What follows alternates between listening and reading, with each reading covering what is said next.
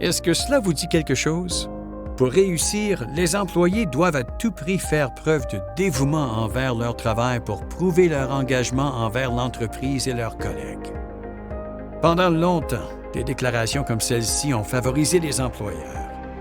Cela impliquait que les employés devraient être prêts à faire d'importants sacrifices personnels pour prouver leur loyauté, qui, en retour, leur garantissait, du moins nous l'espérons, de la reconnaissance et du succès au travail.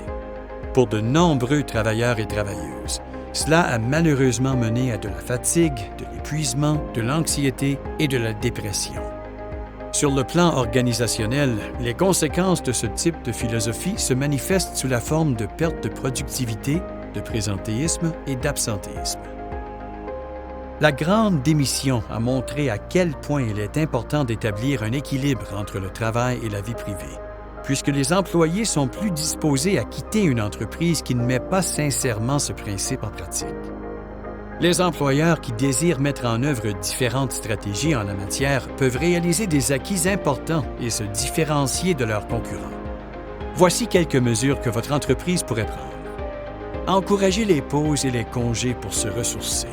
Cela démontrera que votre entreprise favorise le bien-être physique et mental de ses employés. Au lieu de mettre l'accent sur les heures de travail, concentrez-vous sur la productivité et les résultats. Envisagez d'être plus souple à l'égard des endroits d'où les gens peuvent travailler. Envisagez des solutions de rechange à la semaine de travail standard de 5 jours sans toutefois réduire les salaires.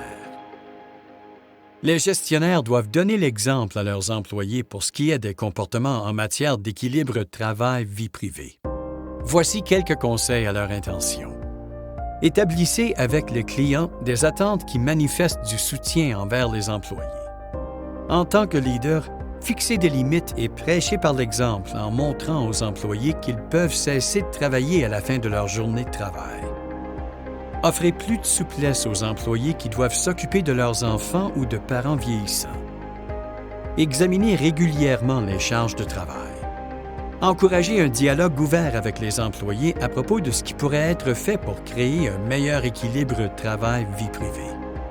Reconnaissez et mettez en valeur les différences individuelles en offrant des mesures d'adaptation personnalisées, parce qu'il n'y a malheureusement pas de solution universelle.